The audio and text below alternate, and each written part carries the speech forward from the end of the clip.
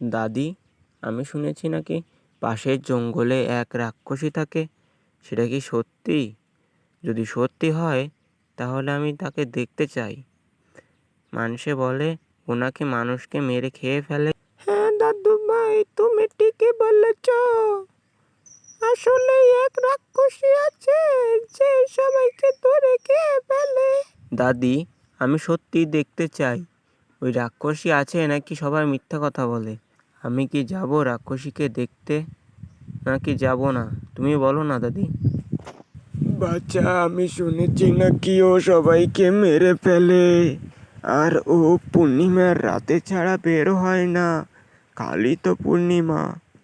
ঠিক আছে দাদি, কাল রাতেই আমি যাব, দেখব সত্যি পেতনি আছে কি না। পূর্ণিমার দিন রাতে রাহুল হারিকেন নিয়ে বের হয়ে যায় রাক্ষসীকে দেখার জন্য। সত্যি কি রাক্ষসী আছে কি নেই তাই যাচাই করার জন্য।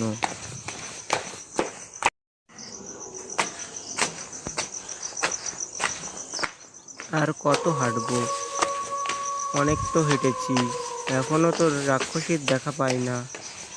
দাদি বলেছিল তো এই বট গাছের নিচে নাকি রাক্ষসী থাকে। দেখি, রাক্ষসী, রাক্ষসী তুমি আছো? রাক্ষসী, রাক্ষসী তুমি নাকি খারাপ। আমার দাদি বলে তুমি নাকি সবাইকে মেরে ফেলো। এ কি সত্যি? তোর দাদি যা বলেছিল সবকিছুই সত্যি। আমি সবাইকে মেরে ফেলি। কেন তুমি সবাইকে মারো? আমাকে একটু বলবা? আমি শুনতে চাই, বুঝতে চাই, জানতে চাই। আমার কথা কেউ শুনতে চায় না, তুই শুনবি আমার কথা? তাহলে আমি বলবো তোকে আমার কথা। হ্যাঁ, আমি শুনবো, তুমি বলো। আমি আগে এই গ্রামেই থাকতাম, কিন্তু আমাকে চোর করে এখানে এনে মেরে ফেলে। তারপর থেকে আমি উন্মুক্ত আত্মা হয়ে গেছি, হয়ে আমি এই গাছেই থাকি। আমাকে কেউ মুক্তি দেয় না।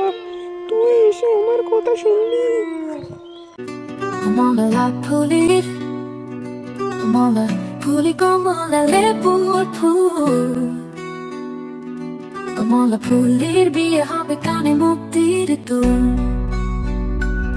কমলা ফুলের বিয়ে দেখতে যাবে, ফলার খাবে চন্দনা দিয়ে। কোথায় থাকে কমলা ফুলি শিলেটা আমার ঘর দিয়ে দিয়ে বলে দেখতে যাবো পাখা দিয়ে ভর।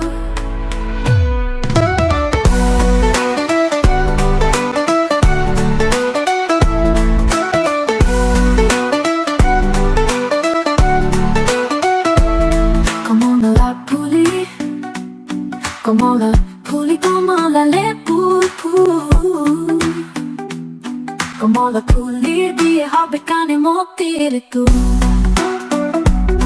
কমলা ফুলির বিয়ে দেখতে যাবে, ফলার খাবে চন্দনা দিয়ে। কোথায় থাকে কমলা ফুলি শিলেটা আমার ঘর দিয়ে বলে দেখতে যাবো পাখায় দিয়ে ভর। অনেক অনেক দিন আগের কথা।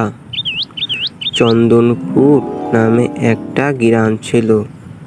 সেখানে বাস করত এক কৃষক, নাম তার সুজন।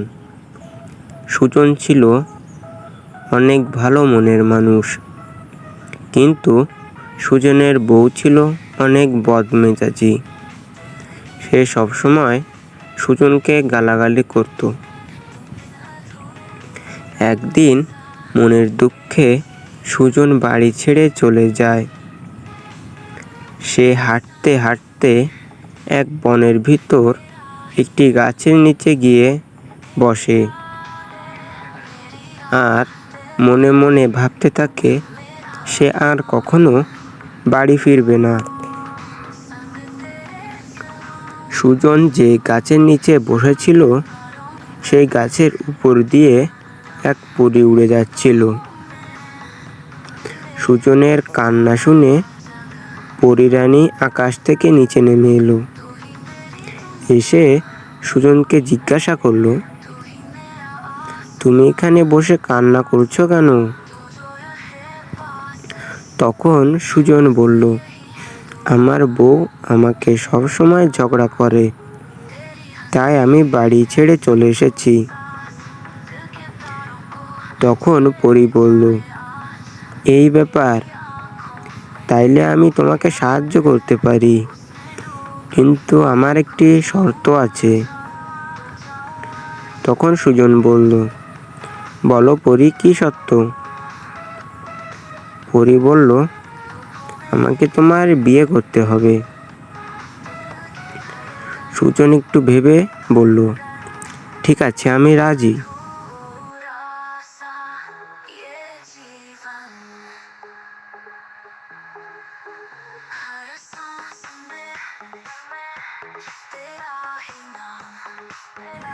তখন পরী তার মন্ত্র বল দিয়ে সুজনের বউকে একটি পাখিতে পরিণত করলো। এরপর পরী রানী সুজনকে বিয়ে করে সুখে শান্তিতে বাস করতে লাগলো। অনেক অনেক কাল আগের কথা।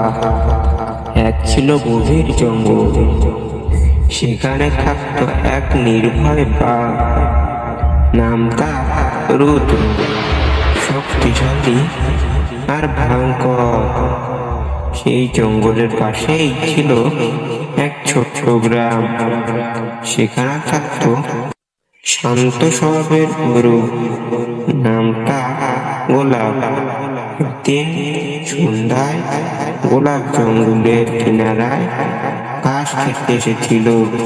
হঠাৎ রুদ্রের সামনে এসে দাঁড়ালো। তখন রুদ্র এসে বলল, তুমি এখানে কি করছো ছোট্ট গরু? জানো না আমি এই জঙ্গলের রাজা?